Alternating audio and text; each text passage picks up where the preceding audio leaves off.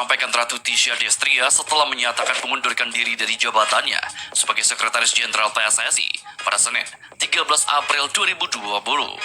Keputusan mundur itu diungkapkan Ratu Tisha melalui akun Instagram miliknya. Wanita 35 tahun itu mengaku bersyukur pernah terlibat dalam urusan kesekjenan di PSSI. Selain itu, Ratu Tisha juga puas dan bahagia bisa melakukan sejumlah terobosan dalam membantu kemajuan sepak bola Indonesia. Menurut Tisha, semuanya tak akan bisa terwujud tanpa semua dukungan.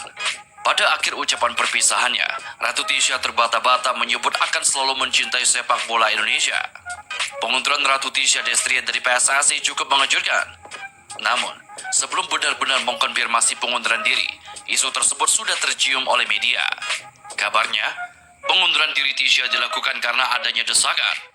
Hal itu terjadi karena ada kesalahpahaman terkait kursi VIP dalam laga final SEA Games 2019 di Manila beberapa waktu lalu.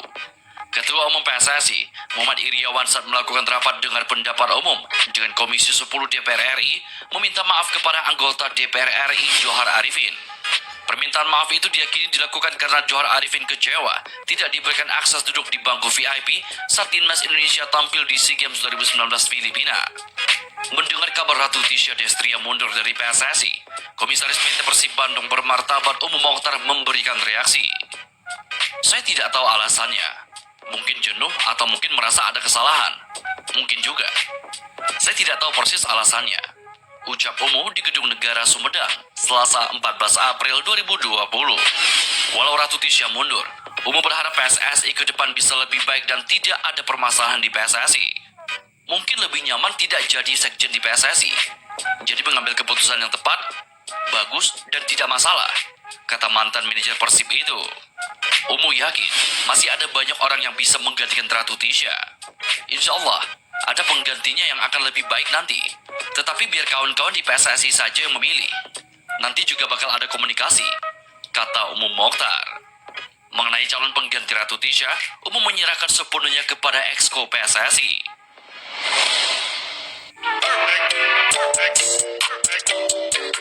Dokter tim Persib Bandung Raffi Ghani menyatakan bahwa Wander Luiz dan ayahnya, Manuel Bandiera Diaz, dipastikan negatif dari virus corona. Kabar baik datang dari penyerang Persib Bandung Wander Luiz. Penyerang 28 tahun itu telah dinyatakan negatif dari virus corona yang sempat menjangkitinya beberapa waktu lalu. Seperti diketahui, Wander Luiz dinyatakan positif mengidap COVID-19 pada Jumat 27 Maret 2020 setelah menjalani tes virus corona 1 hari sebelumnya. Wander Luiz kemudian memilih untuk menjalani isolasi mandiri selama 14 hari di bawah pantauan dokter tim Maung Bandung. Kabar kesembuhan Wander Luiz dari virus corona disampaikan secara langsung oleh dokter tim Persib Bandung Raffi Ghani setelah mendapatkan hasil tes dari Laboratorium Kesehatan Pemerintah Daerah Provinsi Jawa Barat pada Rabu 15 April 2020 kemarin. Raffi menyatakan bahwa Luiz bersama sang ayah, Manuel Bandiera Diaz, mendapatkan hasil negatif dalam hasil tes virus corona yang dilakukan beberapa waktu lalu. Hasil tes kedua Luiz dan ayahnya yang sama-sama sudah menjalani isolasi mandiri dengan baik dinyatakan negatif, kata Raffi di Geraha Persib, seperti dilansir dari laman resmi klub. Raffi menjelaskan bahwa tes kedua yang dijalani oleh Luiz dan ayahnya menggunakan metode PCR. Metode tersebut juga digunakan oleh Luiz dan rekan-rekannya di Persib Bandung saat menjalani tes COVID-19 pada 26 Maret lalu. Di samping itu, kasus virus corona di Indonesia terus meningkat setiap harinya. Hingga Rabu 15 April 2020, sudah ada 5.136 pasien yang dinyatakan positif terjangkit virus corona. Dari jumlah tersebut, 446 orang dinyatakan sembuh, sedangkan 469 orang meninggal dunia.